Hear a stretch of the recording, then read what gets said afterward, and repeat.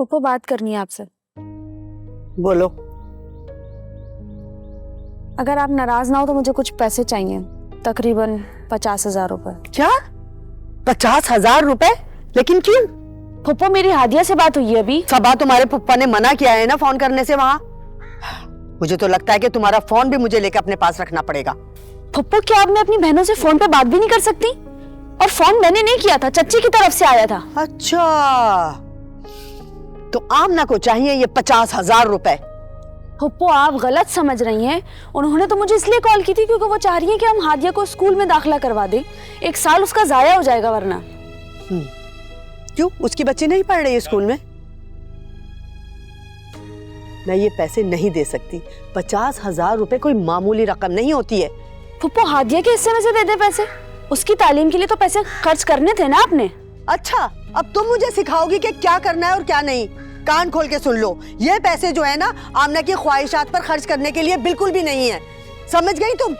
तुम्हें एहसास है कि तुम कल से मुझसे बात नहीं कर रही और अपनी चच्ची की डिमांड पर तुम फौरन मुझसे पैसे मांगने के लिए आ गई। तुम्हारी ये हरकतें मेरी बिल्कुल समझ में नहीं आ रही हैं। मैं जितना तुमसे प्यार करती हूँ ना, तुम उस प्यार का मुझसे नाजायज फायदा उठा रही हो। पप्पू आप मेरी तरफ से बदगुमानी निकाल दे अपने दिल से। मैं आपकी बहुत इज्जत करती हूँ और ये घर मेरे अपने घर जैसा है।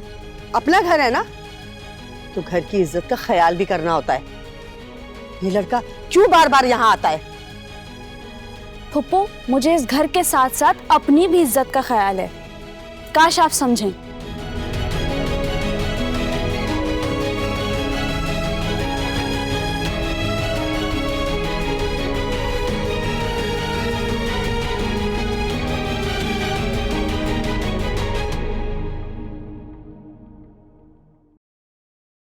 अरे भाई कोई है?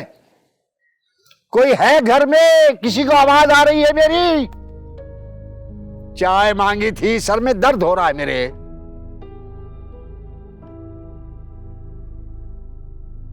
पता नहीं इस घर में सबको क्या हो गया है। जफर थोड़ा सा सब्र से काम लो। कितना सब्र करूं? कितना सब्र करूं मैं, बताओ?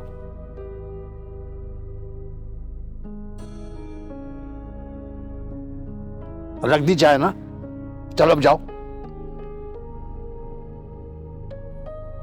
जाओ।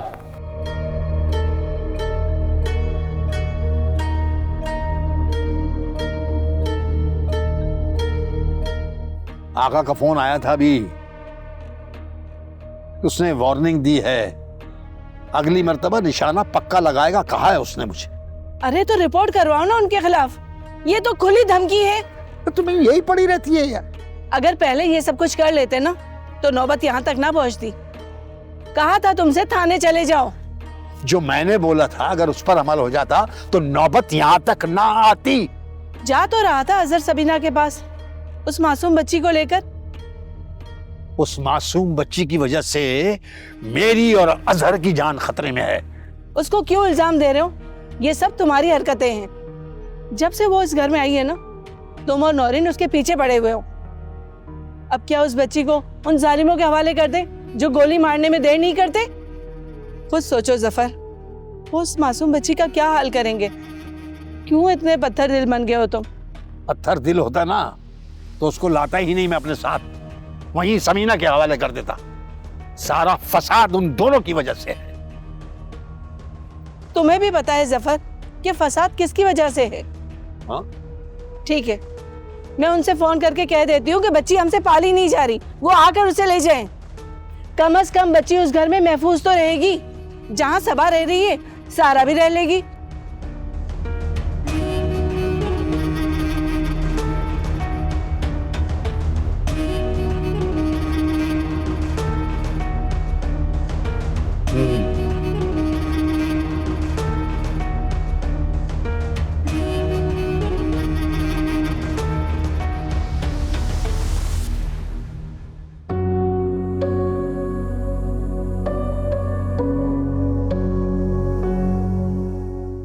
देखने आई हो कब मरेंगे?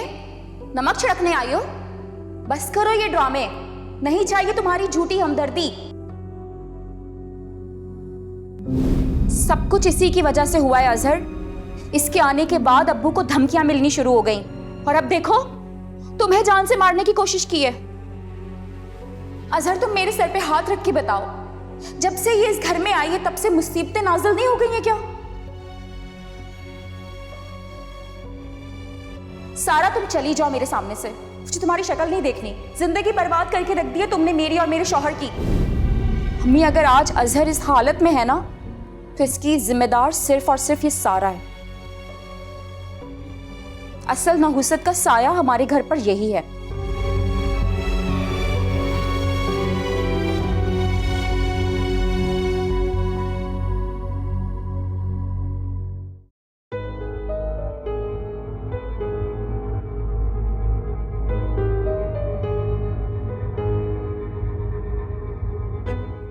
हादिया बेटा, हादिया बेटा।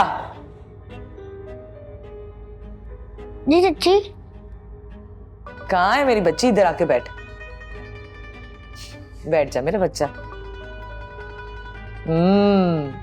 मेरी बेटी ने स्कूल जाना है? जी चाची, सोबिया के साथ और कल। इसके लिए तो आप ही से बात करनी पड़ेगी। आप ही ने बोला आपको? मैंने और आप ही ने दोनों ने सोचा है कि सोबिया के स्कूल में तुम्हारा दाखिला कराएं, फिर तुम दोनों बहनें मिलकर जाना स्कूल, बहुत मजा आएगा।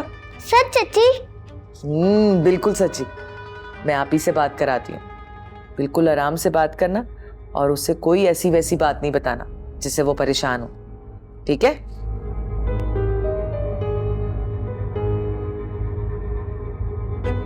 ये लो, जा जाके अंदर बात कर।